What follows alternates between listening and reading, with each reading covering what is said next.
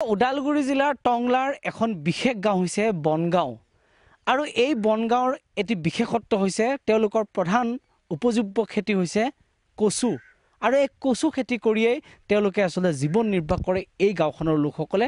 মই পুনে পুনে মোৰ সহযোগী ভিডিঅ' জাৰ্নেলিষ্ট গ্ৰীনে এখন কচুৰ খেতিৰ এখন বাগান প্ৰথমতে মই দেখুৱাবৰ কাৰণে অনুৰোধ কৰিছোঁ। এইখন হৈছে কচু খেতি, আচলতে ই এক সাধাৰণ উদাহৰণ বুলি ক'ব লাগিব।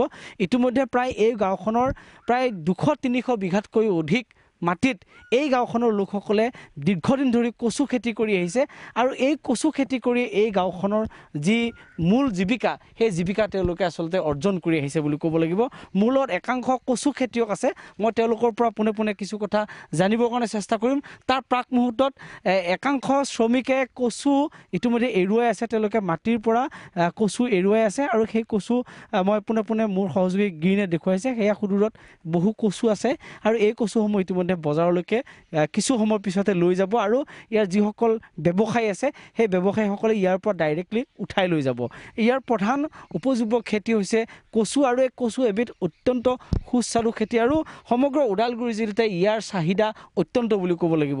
এগৰাকী কচু খেতিয়ক আছে, মই তেওঁৰ পৰা জানিব বিচাৰিম। দাদা, আপুনি কিমান বছৰ ধৰি কচু খেতি কৰি আহিছে? হয়, মই মোটামুটি 10-12 বছৰ আগৰ পৰাই কচু খেতি কৰি আহিছোঁ। আগতে এইবিলাক নুনাই নদী আছিল, নুনাইৰ মানে মাটিখিনি এৰি থৈ যোৱাৰ পিছত জংঘলে আছিল। জংঘল হৈ থকা অৱস্থাত আমি কেইজনমান যুৱকে এই জংঘলবিলাক চাফা কৰি মানে খেতি কৰাৰ মানে প্ৰচেষ্টা লৈছিলোঁ। আৰু ইয়াত কিমান মানুহে, গোটেই গাঁওখনৰ মানুহে কৰে? গাঁওখনে প্ৰায় 40-50 ঘৰ মানুহে কচু খেতি কৰে। কচু খেতি কৰে। টোটেল কিমান মান বিঘাত আপোনালোকে কচু লগাইছে? অনুমানিক এতিয়া 190-200 এনেকুৱা বিঘা হ'ব।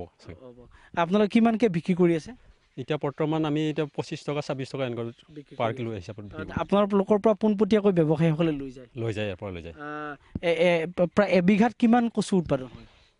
এবিঘাত মোটামুটি 14 পৰা 15 কুইণ্টেল হয় আৰু হয়।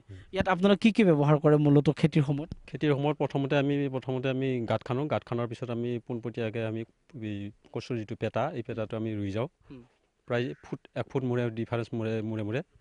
তাৰপিছত আমি যেতিয়া পকা পুলিটো গজি আহিব, মোটামুটি 1-1.5 ফুটমান ওখ হোৱাৰ পিছত আমি মাটি চপাওঁ। চপোৱাৰ আগতে আমি কিছুমান জৈৱিক সাৰ ব্যৱহাৰ কৰা হয়, যেনে ইউৰিয়া, পটাছ, DAP, ছুপাৰ এনেকৈ ব্যৱহাৰ কৰা হয়। কৰাৰ পিছত আমি মাটিখিনি চপাই দিওঁ। আচলতে নদী কাষৰীয়া মাটিৰ কাৰণে ইয়াত আচলতে কচুৰ কাৰণে খুব উপযোগী মাটি। একদম উপযোগী, মানে পলসুৱা মাটিৰ কাৰণে খুব ভাল হয়। আমাৰ কাৰণে পূৰা ভাল। আৰু সুদূৰত এখন ননৈ নদী আছে আৰু ননৈ নদীৰ আচলতে পাৰত এই মাটিখিনি অত্যন্ত উপযোগী বুলি ক'ব লাগিব কচু খেতিৰ কাৰণে, যাৰ বাবে ইয়াৰ প্ৰতিঘৰ মানুহে কচু খেতি কৰি আহিছে। দাদা, আপুনি ব্যৱসায়ী নেকি? হয় হয়। মই ক'ৰ পৰা আহিছে আপুনি? মই টংলাৰ পৰা আহিছোঁ। আপোনালোকে কিমানকৈ কচুবিলাক ইয়াৰ পৰা লৈ গৈ আছে? আমি আৰম্ভণিৰ 27 টাকাকৈ লৈছিলোঁ, তাৰপিছত এতিয়া দামটো বজাৰ অলপ কমি আহিছে। এতিয়া যোৱাকালি নিছোঁ আমি 2450 টকাত লৈ গৈছোঁ। ইয়াৰ যিটো কচু, বিশেষকৈ বনগাঁৱৰ কচু আৰু চাপৰিৰ কচুৰ মাজত কিবা পাৰ্থক্য আছে নেকি? এতিয়া চাপৰিৰ বনগাঁৱৰ কচুটো যেনেকৈ আমাৰ ক্লিন চাফাত খুব ভাল লাগে আৰু যিবিলাক এটা আগটো অকণমান খুব চাফাকৈ ভাল কৰে, আৰু যিবিলাক এইটো দক্ষিণ চাইডৰ কচু আনে সেইটো চাইডৰ আগটো অলপ বেছিকৈ দীঘলকৈ ৰাখে, তাৰপিছত তেতিয়াহ'লে কাষ্টমাৰ অলপ অসুবিধা পায় কিনোতে। সেইখিনিয়ে আৰু এনে পাৰ্থক্য আছে নেকি? ইয়াৰ চাট থাকিব লাগে, খাই যিটো ভাল লাগিব লাগে, তাৰ সেইটো পাৰ্থক্য আছে নেকি? হয় হয়, অলপ হ'লেও আছে। তাৰমানে সেইটো চাইডৰ কিছুটো প্ৰথম ওলাওঁতে এইটো নিখিজে আৰু এতিয়াও নিখিজে সেইটো চাইডত।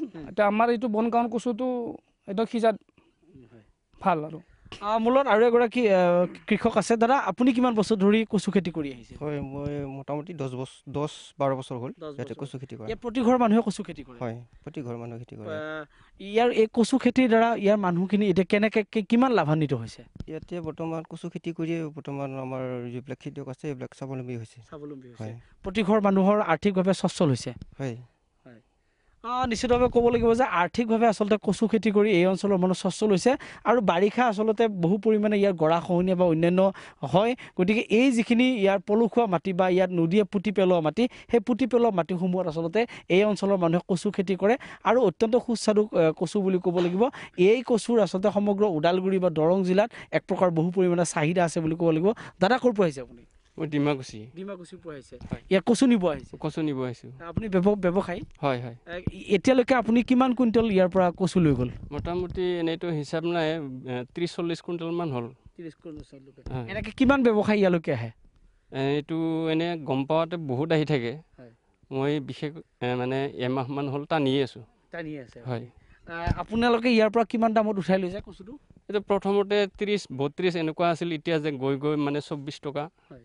আছে বৰ্তমানত আপোনালোকে মাৰ্কেটত কিমানকৈ বিক্ৰী কৰে প্ৰথম 40 টকা আছিল এতিয়াতো 30-35 এনেকুৱা বিক্ৰী হয় মই আপোনাৰ পৰা আৰু এটা কথা জানিব বিচাৰিম যে প্ৰতি বিঘা কচুত কিমানমান টকা খৰচ হয় আৰু কিমানমান লাভ হয় খৰচ হিচাপে আমি এতিয়া বিশেষভাৱে আমি নিজেই কষ্ট কৰোঁ আৰু কেতিয়াবা অসুবিধা হ'লে 2-এজন মানুহ লগাওঁ এই আৰু সাৰ সুৰ বা গাঁত খন্দাৰ সময়ত মুঠতে 6,000 টকা খৰচা হয় বিঘাত আৰু বিক্ৰীৰ সময়ত কিমান পায় আপোনালোকে বিক্ৰী সময়ত মুঠতে 30,000-40,000 এনেকৈ পোৱা হয় মানে এখন ঘৰ মাৰ্কেট হিচাপে বস্তুটো মানে মিলাব পৰা যায় মিলাব পৰা যায় আচলতে ইয়াৰ মানুহে কচু খেতি কৰিয়ে গোটেই প্ৰধান জীৱিকা আৰু গোটেই কচু খেতি কৰিয়ে স্বাৱলম্বী হৈছে হয় সেইটো একদম মানে সত্য কথা আমি আচলতে আগতে যেতিয়া খেতি কৰা নাছিলোঁ তেতিয়া আমি আনৰ ঘৰে ঘৰে হাজিৰা কৰি মানে জীৱিকা উপাৰ্জন কৰিছিলোঁ ল'ৰা ছোৱালীক পোহপাল দিছিলোঁ এতিয়া খেতি কৰাৰ পিছৰে পৰা বৰ্তমান এতিয়া ল'ৰা ছোৱালীবিলাক পঢ়া শুনাৰ ক্ষেত্ৰতো আমাৰ কোনো অসুবিধা হোৱা নাই খৰচ পাতিৰ কাৰণে এইটো কি জাতৰ কচু খেতি কৰিছে এইটো এতিয়া আমি এতিয়া আহু কচু বুলি কওঁ আহু কচু আৰু অন্যান্য বেলেগ জাতৰ কচু খেতি কৰে নে নকৰে আপোনালোকে বেলেগ জাতৰ কচু তেনেকৈ খেতি নকৰোঁ মূলতঃ আহু কচুৱে খেতি কৰে খেতি কৰোঁ আৰু ইয়াত ধান খেতি বা এইবিলাকতো ধান খেতি আছে কিন্তু ইয়াতে নহয় ইয়াতে আলু এই কচুখিনি উঠোৱাৰ পিছত আমি এতিয়া আলু অসমীয়া আলু যিটো আমাৰ দেশী আলু সেইটো আলু আমি লগাম বছৰত আপোনালোকে কেইবিধ খেতি কৰে ইয়াত 2 বিধে কৰোঁ আলু বা আৰু কচু আলু কচুৱে ইয়াত চৰকাৰী কিবা আপোনালোকে সহযোগিতা পাইছে নে একো নাই একো পোৱা নাই আজিলৈকে এগ্ৰিকালচাৰ ডিপাৰ্টমেণ্টৰ কোনোবা অফিচাৰ বিষয়া এইবিলাক আহে নাই কচু খেতি চাব কোনোদিন অহা নাই চৰকাৰক কিবা অনুৰোধ কৰিব নেকি বা আপোনালোকৰ কিবা পাবলগীয়া কাৰণে আপোনালোকে অনুৰোধ কৰিব নেকি অনুৰোধ আছে কিন্তু আমি মানে সময়ত যেতিয়া কচু লগাওঁ তেতিয়া মানে আমাৰ যেতিয়া শুকান বতৰ হয় তেতিয়া পানীৰ অলপ মানে আৱশ্যক হয় শুকাই যায় মানে গাজি অহাত মানে কষ্ট হয় যেতিয়া মানে 1 মাহত গাজি আহিব লাগে 2 মাহ লাগে বৰষুণ পালেহে গাজে বৰষুণ নাপালে নাগাজে তাৰ কাৰণে অলপ পানীৰ ব্যৱস্থা থাকিলে অলপ ভাল হয় আমাৰ মানে ইয়াত যিবিলাক গভৰ্ণমেণ্টে ইয়াত সৌৰ শক্তিৰ দ্বাৰা চালিত যিবিলাক চেলো ফিল্টাৰ দিছে সেইবিলাক আপোনালোকে পোৱা নাই পোৱা একো পোৱা নাই হয় তাৎপৰ্যপূৰ্ণ কথা যে আচলতে সৌৰ শক্তিৰ দ্বাৰা পৰিচালিত যিসমূহ চেলো ফিল্টাৰ এগ্ৰিকালচাৰ ডিপাৰ্টমেণ্টৰ পৰা বা ইৰিগেশ্যনৰ ফালৰ পৰা দিয়া হৈছিল সেই আচলতে কোনো ধৰণৰ আঁচনি এই গাঁওখনত পোৱা নাই আৰু তেওঁলোকে আচলতে নিজাববীয়াকৈ কেৱল প্ৰকৃতিৰ ওপৰত ভিত্তি কৰি আচলতে তেওঁলোকে কচু খেতি কৰি থাকিবলগীয়া হৈছে মই আকৌ অকণমান আগুৱাই মই যাবৰ কাৰণে মই চেষ্টা কৰিছোঁ আৰু এয়া হৈছে কচু খেতি আৰু যি কচু খেতি কৰি এই বনগাঁওবাসী মানুহে স্বাৱলম্বী হৈছে গিৰিণে দেখুৱাইছে এয়া তেওঁলোকে বাকলি গুচাই আছে আৰু ইয়াৰ যিসকল মহিলা বা ইয়াৰ জীয়ৰী আছে তেওঁলোকে ইয়াত এটকাকৈ প্ৰতি কিলোত তেওঁলোকে বাকলি এৰুৱাইছে আৰু ইয়াৰ পৰা আচলতে এটা কথা লক্ষ্য কৰিব পাৰি যে কেৱল কচু খেতিয়কসকলে যে স্বাৱলম্বী হৈছে এনে কথা নহয় ইয়াৰ লগত আনুষংগিকভাৱে জড়িত যিসকল ব্যৱসায়ী আছে বা ইয়াৰ যিসকল দুখীয়া লোক আছে তেওঁলোকেও ইয়াত হাজিৰা কৰি এই কচু খেতিৰ বাকলি গুচাই তেওঁলোকে নিজৰ পৰিয়ালটো আচলতে পোহপাল দিছে বুলি ক'ব লাগিব আৰু সঁচাকৈ ধন্যবাদৰ পত্ৰ আৰু আদৰ্শ আৰু প্ৰেৰণাৰ উৎস বুলি ক'ব লাগিব এই টংলাৰ এই বনগাঁও যিখন বনগাঁও